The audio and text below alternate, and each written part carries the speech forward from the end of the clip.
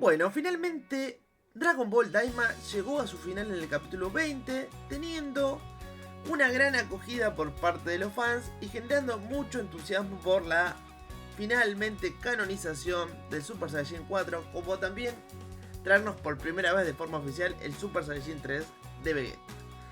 Lo que voy a hacer entonces primero es repasar objetivamente cuál fue el puntaje de la serie, cuál fue el puntaje que tuvo cada capítulo, siguiendo como parámetro el sitio IMDb, y después voy a dar una apreciación mía y personal de qué me pareció la serie y principalmente los últimos dos capítulos. A ver, IMDb le da a Dragon Ball Daima general un 8,1 sobre 10 basándose en 13.000 votos. De estos votos la distribución es, la pueden ver en pantalla, teniendo el 73% un 10, o sea, como si fuera una serie perfecta, que son 9.400 votos, lo cual, bueno, me parece que está lejos de ser una serie perfecta, pero bueno, a veces el hype funciona así. Después el 6,4, que son 826, le dio un 9. El 7%, que son 896, le dieron un 8 y así vamos bajando. A un 7 le dio el 3,6%, que son 464 votos. Un 6 le dio el 2,1%, que son 268 votos. Un 5 le dio el 1,1%, que son 135 votos. Un 4 le dio el 0,5%, que son 70 votos. Un 3 les dio el 0,6%, que son 72 votos. Un 2 le dio el 0,6%, que son 82 votos. Y un 1, es decir, la peor puntuación posible, es un 4,9%, que son 624 votos. Después por capítulo la nota es de un 8,2 el primer capítulo, un 7,7 el segundo, un 7,4 el tercero, un 7,6 el cuarto, un 7,8 el quinto, un 8,2 el sexto, un 7,5 el séptimo, un 9,1 el octavo, siendo el mayor puntaje hasta ahora, un 7,6 el noveno, un 7,9 el décimo, un 8,1 el onceavo, un 9,1 el número 12, empatando al capítulo 8, que hasta ahora había sido el mejor puntuado, un 7 el 13, un 7,2 el 14, un 7,3 el 15, un 7,5 el 16. Y a partir del 17 ya tenemos notas bastante altas, que son 9. Después el 18 un 9,4. El 19 un 9,6, que es la nota más alta hasta este momento y se entiende por qué. Y finalmente la conclusión de la serie en el capítulo 20 tenemos un 8,7. Y bueno, ahora lo que va a tocar es por ahí dar mis observaciones de todo esto, mi opinión personal. Y básicamente estamos con una serie que tiene unos apartados extremadamente destacables, como lo son la animación, la cual es preciosa. Tiene diseños de personajes muy buenos y la musicalización es de lo mejorcito que hayamos tenido en los últimos momentos. Sin embargo, hay otro aspecto que no es menor, lamentablemente, que es el guión. Hay que poder desglosar lo que es el argumento y lo que es el guión. El argumento básicamente es la historia que se va a desarrollar. Por lo general son 5 líneas y te dicen, no sé, a Goku y amigos los hicieron chiquitos, van al mundo de los demonios, juntan las esferas, vuelven a ser grandes y vencen al rey demonio. Ese es el argumento, el cual en los cánones de Dragon Ball es una historia interesante, vamos a decirlo. Aparte, como yo había sacado en un video viejísimo, que lo voy a intentar buscar y dejárselos al final para que vean en cuántas cosas le acerté, muchas de estas ideas las había ya dado Toriyama. La impresión que me da es que cuando estaba haciendo la saga de Buu dejó una puertita abierta por si por algún motivo le iba a continuar, cosa que igual no creo, porque él ya desde la saga de Freezer quería abandonar Dragon Ball y simplemente era la insistencia de los editores y probablemente una muy buena remuneración lo que hacía que él siguiera arriba del proyecto. Pero en la saga de Buu él deja estas ideas ahí abiertas por las dudas, pero eventualmente se termina cansando y termina con el epílogo que ya todos conocemos, con el torneo donde aparece Buu. Estas ideas después él las desarrolla un poquito más en los Kanseiju, que son un tipo de guías absolutas que salen, si no me equivoco, en los 2000. Donde vemos algunas ideas, como por ejemplo el hecho de que los Kaijin nazcan de árboles, cosa que acá en Dragon Ball Daima ya lo muestran de forma oficial. Muchas de esas ideas también terminan migrando para lo que fue el fallido Dragon Ball Online. Ya saben, este juego a lo World of Warcraft que salió en China, pero con diseños e historia de Akira Toriyama, no es un dato menor. Ahí, por ejemplo, pudimos ver la primera vez el diseño oficial de los Yadrat. Ya saben, estos extraterrestres que inventaron la teletransportación, que después sería canonizado en el manga de Super. Pero la primera vez que los vimos es en ese juego. De hecho, ahí justamente vos ibas a hablar con un Yadrat y te ibas llevando a las diferentes ciudades, hacía como de Uber. Bueno, ahí lo tuvimos. Y después todas estas ideas, cuando el juego fracasa, las terminan tomando Bandai y la reparten en diferentes cosas, como es el caso de, por ejemplo, Dragon Ball Heroes, que es este juego de cartas que tiene un anime promocional. O el conocidísimo Xenoverse 2, que está vivo desde hace ya casi 10 años y sigue sacando actualizaciones. Bueno, concretamente, esta serie tiene un buen lore porque sale del Toriyama que todavía estaba en el pico de su creatividad. Pero bueno, como ya he dicho en más de un video, a Toriyama lo vuelven, probablemente tentado por la plata, quiero creer. Él hasta ese entonces se había dedicado, desde que dejó Dragon Ball hasta este regreso en los 2010, o mejor dicho en el 2008, como Goku y sus amigos regresan. Él se había dedicado más que nada a hacer cómics cortos, humorísticos y a diseño de videojuegos. Hay una constante que ahí me llama un poquito la atención, que es que en dos de sus obras, que terminaron siendo las más recordadas, tanto Neko Machine como Hako, él es Toriyama puro, hace el humor que hacía antes de Dragon Ball, algo en la página de Dr. Slump, por ejemplo. Esto la verdad que pasa sin pena ni gloria, a la gente no le interesa porque, a pesar de que sea gracioso, a mí ambas obras me parecen buenas, pero es algo muy fuera de época y es un humor que ya no tiene nada que ver con la gente que te consume ahora. Para un adulto es demasiado naive y para un chico no tiene nada que ver con lo que un chico quiere ver. Hablamos que ahora los chicos se la pasan viendo reels cortos en TikTok, crecieron con los bloopers, bueno, tienen otro tipo de cabeza los chicos. Y eso la verdad que no les causa gracia. Entonces lo que termina haciendo siempre Toriyama es tirar de la nostalgia y vincular esas obras con Dragon Ball en el final o en los últimos capítulos. En el caso de Neko Machine son los últimos 3 capítulos donde pasa a llamarse Neko Machine Z y donde directamente nos muestran un personaje que es un alumno de Goku con la ropa de Goku. Y en el otro lo hace por medio de un capítulo extra, donde termina convirtiendo a Hako en una precuela de Dragon Ball, siendo la misión de él en realidad venir como interceptar un Saiyajin que venía a la Tierra, qué sé yo, qué sé cuánto. Presentándonos a Bulma, que termina siendo la hermana de uno de los personajes de Hako. Bueno, y así. Y ahí ya hay una tendencia que por lo menos desde el lado creativo no es demasiado positiva, porque ya para Toriyama simplemente Dragon Ball pasa a ser una forma de atraccionar gente y no mucho más. Y esto ya se empieza a ver de mala manera con el regreso oficial, dándole, qué sé yo, quizás podemos perdonar a Goku y sus amigos Regresa del 2008, que simplemente era un OVA con intención de ser nostálgico y no contar nada interesante, digo, ser simpático y ya. Está bien, pero ya cuando en la película de Bills básicamente recicla la idea de ese especial, que tampoco era nada del otro mundo. Y por lo menos en mi apreciación personal, yo sé que muchos de ustedes capaz me lo piensan lo mismo, pero no me dio lo que yo esperaba, porque... Y ahí entro en discusión con mucha gente. Lo que se dice, es un rumor, o sea, fuente Arial 12, es que ya había un guión originalmente escrito para la Batalla de los Dioses que estaba en las páginas de lo que era Dragon Ball de siempre. Peleas, transformaciones, muertes, drama, como todas las 20 películas que salieron antes. Toriyama lo ve y no le gusta y él decide llevarlo para el lado del humor. Pero ¿qué pasa? Acá hay un factor clave que nadie lo remarca y para mí es súper importante.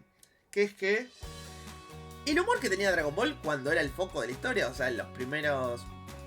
diría 16 tomos del manga, pues ya al final ya empieza a centrarse en las peleas, pero hasta el tomo 15 más o menos.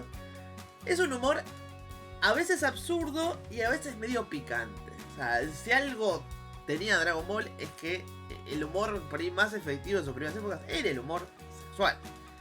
Y es por eso que al día de hoy nos acordamos, y escatológico también, pero principalmente sexual. Por ejemplo, nos acordamos del chiste de no están las bolas, refiriéndose a las bolas del dragón, y que Goku le tocaba la bombacha a Bulma y después veía que no había nada y no pasaba nada. O esa recordada escena donde le muestra la bombacha al maestro Roshi para que le dé una esfera y no se acordó que se había sacado la bombacha. Bueno, hay un montón de chistes más. O cuando, por ejemplo, le muestran las tetas de Bulma al maestro Roshi para que sangre por la nariz y así cura al hombre invisible contra el que peleaba Yamcha. La verdad que son chistes recordados, pero que originalmente estaban pensados más por ahí para que se ríe un adulto o un adolescente. En cambio, los chistes que empezaron a ver desde la película de Bills en adelante son chistes puramente infantiles. O sea, chistes que con suerte le podrían hacer reír a un chico que mira Peppa Pig, ¿me entendés? Que mira Cocomelon. Pero como adulto la verdad que no te aporta nada. De hecho, a mí por lo menos es como que me saca de onda, como digo, la verdad que soy un tipo grande que estoy viendo esto. Cuando en realidad el punto de venta también es justamente atraer a la gente grande. Por eso digo, hay como un doble juego raro que a mí por lo menos nunca me terminó de cerrar con este regreso de Dragon Ball. Y que después se hace más evidente cuando, bueno, termina siendo el anime, el cual encima tiene unos primeros arcos animados con los pies en Filipinas. Donde por ejemplo vemos el regreso de Freezer. Y vos decís, ok, pero si vos haces un regreso es porque querés que los viejos te vean. Pero después estaba inundado de chistes de este tipo. O sea, en el primer arco, el de Bills, quienes hacían estos chistes estúpidos eran principalmente Pilaf y sus amigos, quienes fueron rejuvenecidos también como una carta de intenciones de separarlo con GT, donde ellos ya son viejos. Bueno, acá se hacen jóvenes, como para decir, esto ya no es canon GT. Y que después termina protagonizando un montón de escenas súper molestas, sobre todo en la versión anime, donde encima cumplían la dudosa función de cortar cualquier momento que intentara ser épico. O sea, vos tenías una pelea que no lo era ni a palos, pero por lo menos intentaba ir por el lado de la epicidad. Y siempre tenías ahí un chistecito a lo equipo Rocket de Pokémon que te sacaba de onda. Bueno, los chistes de Whis con la comida, que al principio era simpático, pero después ya se volvió algo medio pesado. Que todo el día esos comentarios que no llegan a ser ni chistes tampoco. Es como muy tonto. Es tonto, es idiota. Y es algo que se mantiene por la serie bastante tiempo. Como digo, después también tenemos estas tiradas de estos manotazos de ahogado de la nostalgia, pero no bien implementada con la porquería esa de Freezer. Después, bueno, no solo reviven a Freezer, también recanonizan a Broly, reviven a Cell. Es como que traen de vuelta al Android 17. Es como decir, ¿qué estás haciendo? O sea, es como que pasaste algo que era de demografía shonen a demografía Kodomo, que es para más chicos, pero también querés que los viejos lo veamos. No sé, a mí nunca me terminó de cerrar. Y en la parte de peleas, de epicidad, de transformaciones, etcétera, salvo el Ultra Instinto que me gustó mucho, todo lo demás me pareció que se le ocurrieron a Toriyama 5 minutos cuando estaba cagando en el baño. Pero bueno. Bueno, con esto más o menos damos una idea de que no me gustó nada lo que hizo con Super. Cuando anuncian Daima, que primero digamos, lo nombraron con el nombre de Dragon Ball Magic, cosa que está cubierto en un video, si quieren ir a ver qué se decía de Daima antes de que se anunciara oficialmente. Está ahí, de hecho se hablaba de que serían chiquitos, de que iba a estar Kaioshin también. La verdad que yo ya arranqué muy desconfiado, pero como también dije al principio de este video, la parte de diseños, animación y música son sobresalientes. Pocas veces Dragon Ball tuvo algo así, y si tuviera que enumerarlo, diría la película del camino del más fuerte, que es esa remake del primer arco del manga que salió cuando se emitía GT. Y la película de Broly, lo cual, bueno, a nivel animación es una cosa de locos. Entonces diría que por ahí esta estaría en el tercer lugar en el podio de lo mejor animado de Dragon Ball. Lo cual que es decir bastante.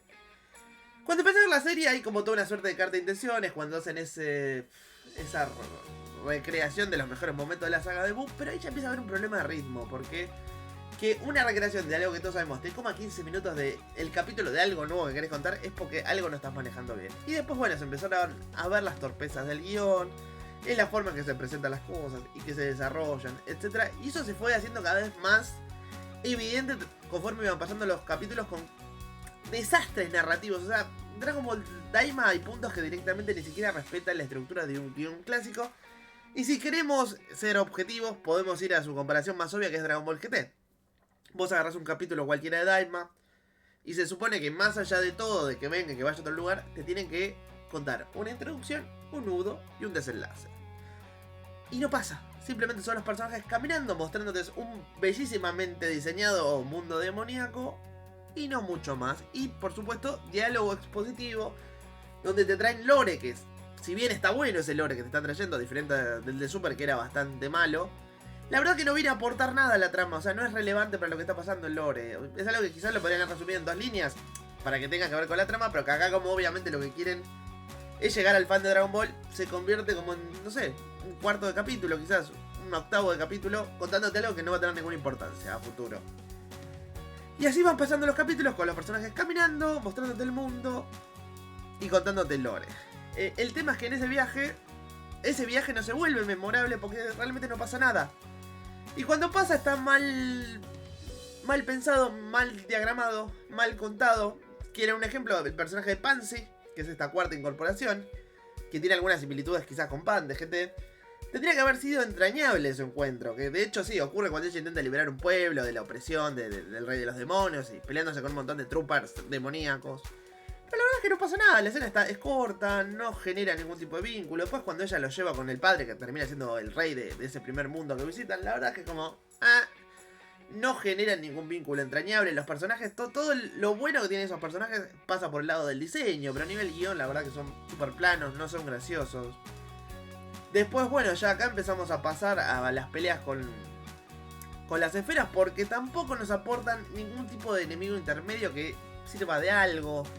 Siendo el mundo de los demonios y teniendo como referencia obviamente a Daura, pero también al universo expandido, como le vamos a decir muy entre comillas, donde están por ejemplo Towa y Mira, de Dragon Ball Online, Dragon Ball Heroes, de Dragon Ball Xenoverse. La verdad que uno esperaría por ahí, no sé, una dinastía de demonios, como una corte, un grupo de condes y duques demoníacos. Y la verdad que no hay nadie. Está Goku chiquito peleando, siempre con estos soldaditos que son de papel, que encima ahí también presenta otro de los problemas de la serie, que es que justamente el concepto de hacer chiquitos a los personajes, más allá que para vender muñecos, obviamente, y DLCs en todos los juegos disponibles, porque eso es otra cosa. Al día 1 que salió el trailer también anunciaron absolutamente DLC para todos los juegos que existen de Dragon Ball. Fue como demasiado burdo. El hecho es de que se vuelven chicos, pero la escala de poder está tan rota que es como lo mismo. O sea, no tuvo ningún sentido volverlos chiquitos para complicarles este viaje, porque después manejan una lógica a lo One Punch Man. Goku básicamente es One Punch Man en toda esta trama. Entonces quizás hubiera sido mejor dejarlo adulto y generar por ahí situaciones más divertidas. Y cada tanto sí, presentarte a algún general, algún conde, algún duque, lo que vos quieras, que le dé un poco de problemas. Porque si algo nos demostró, aparte de la saga de Moro del manga, es que los Saiyajins tienen muchos problemas para lidiar con personajes que utilizan magia. Como le ocurre, por ejemplo, no sé, en DC Comics a Superman. Quienes más usan la fuerza física tienen problemas con ataques engañosos. Y justamente si un lugar hay magia es el reino de los demonios. Entonces yo tampoco entiendo por qué no explotaron eso, porque básicamente no pasó nada con la magia. O sea, más allá de alguna mención, alguna cosita así muy por encima, no tiene ningún tipo de relevancia. Con ellos adultos, quizás poniéndolo en una situación más vergonzosa, en lugar de hacerlos chicos para que después le ganen a todos de un golpe. Y después tenemos las peleas con estos guardianes de las esferas, que la verdad el diseño a mí me gustó mucho. Obviamente es totalmente evocativo a Kamen Rider, pero es bastante fresco, y la idea de que haya un jefe por planeta, por lo menos a mí me pareció atractiva. Pero la verdad que las peleas son bastante otra vez se nota que los personajes están rotos y que no... Cuando se ponen serios no hay forma que les puedan ganar. De hecho, al primero le gana Goku en Super Saiyajin y al segundo le gana Vegeta estrenando su Super Saiyajin 3 en niño. Y después se supone que viene una prueba de ingenio que per se podría ser algo interesante, pero que termina siendo una invencibilidad, como todo este tipo de chistes, segmento Kodomo que tiene esta serie plagado por todo tiempo, por todo el momento. De hecho, cuando no hay desarrollo, no hay conflicto, hay diálogos positivos, están viajando, y además encima hay que sumarte estos pseudo chistes muy bobos, muy tontos, que la verdad no causan gracia, donde por lo menos a mí me sacan mucho de la serie. No me parece divertido, no me parece gracioso. Este gordito que acompaña al segundo grupo, que después se suma con Bulma, Vegeta y Piccolo, que la verdad van al pedo, porque hasta la pelea final básicamente no hacen nada. De hecho, pasa algo muy malo a nivel narrativo, que es que en el momento los dos grupos se juntan, y de hecho el segundo grupo no llega a hacer nada por su cuenta. O sea, no hay ningún valor narrativo en mostrar que vienen por separado. O sea, es como una pérdida de tiempo. Y cuando se juntan, cada personaje empieza a perder más su rol dentro del equipo y pasa a ser como algo coral. O sea que si ya aportaban poco los personajes por separado, en conjunto, más allá de algún momento donde se haga el foco y brille, como lo de Vegeta Super Saiyajin 3, la verdad que Bueno, y así ya estamos llegando a la conclusión de la serie, cuando bueno, antes de eso hay una segunda trama, que es esta hechicera de la corte, que también es hermana de Kaioshin, que está generando unos Majin Buu, que lo cual podría estar bueno, digo, generar unos nuevos Majin Buu, podrían ser altos enemigos, quizás podrían canonizar a Janemba, por ejemplo.